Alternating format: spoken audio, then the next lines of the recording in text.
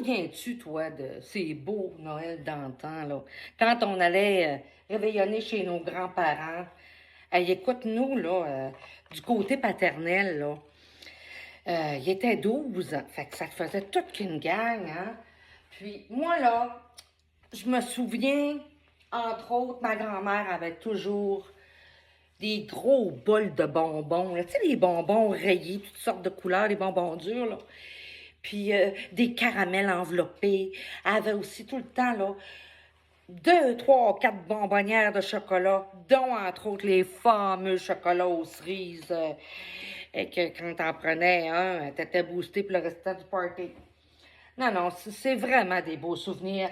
Puis, tu sais, eux autres, là, il y avait un grand, grand, grand corridor chez ma grand-mère. Fait que la seule place qu'on avait le droit de courir un petit peu, c'était dans le corridor. Hein? Sinon, il fallait que tu sois calme. Puis, on pouvait jouer au bout, qui appelait, là. Puis là, il y avait une chambre, puis on avait le droit d'aller là, mais il fallait être tranquille, là, si on allait dans une chambre. Bon, je ne cacherai pas que des fois, on a sauté un petit peu sur les lits, là. Ben oui, voyons donc. Puis les plus vieux, nous autres, là, ben, de temps en temps, on avait le droit d'aller dans la cave. Ouais. C'était vraiment une cave, là, parce que c'était un fond de terre, puis les côtés, là, c'était de la roche. Et puis, quand on descendait là, ben, de temps en temps, on allait jouer dans le caveau à patates. Je te dis que grand-papa, fallait pas qu'il sache ça. Il y avait une dépense aussi qui appelait, peut-être qu'il y en a sûrement vous autres qui connaissez ce terme-là, là.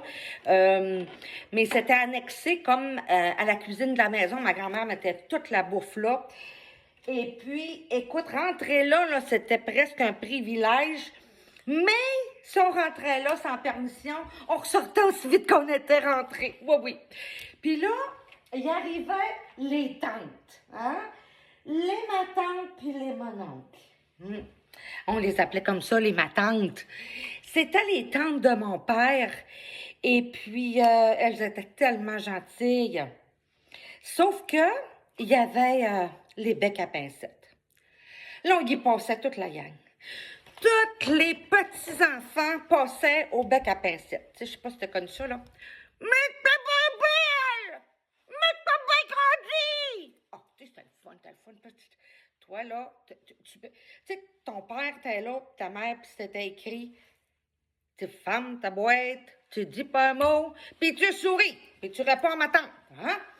Mais il y en a une, entre autres, elle a nous pogné sous, là. OK, là, tu se ramassais comme ça, là. Puis là, elle serrait, là. Puis c'était long, là. Tout le long qu'elle te posait des questions, elle te serrait de même. Puis elle disait, t'as-tu vu? Hein, Ginette, le gars, ça a changé! Hein, Rita, encore!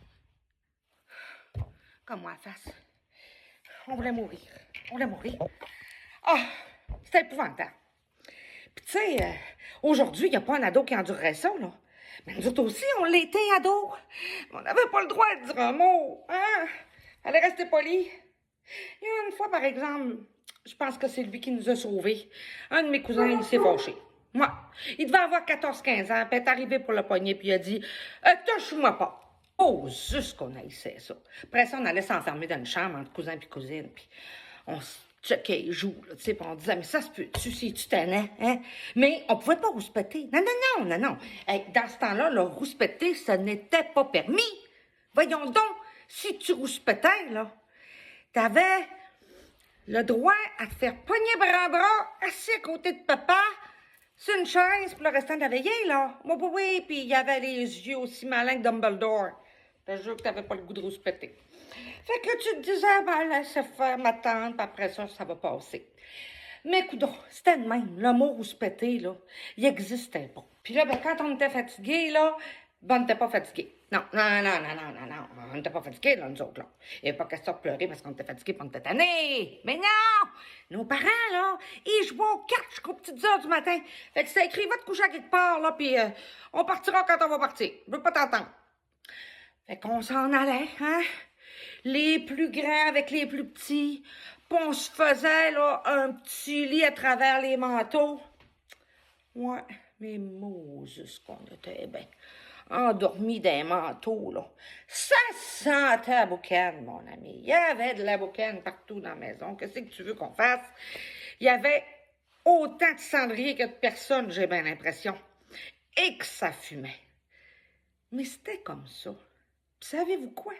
Quand la veillée était finie, nos parents, ils nous habillaient bien doucement.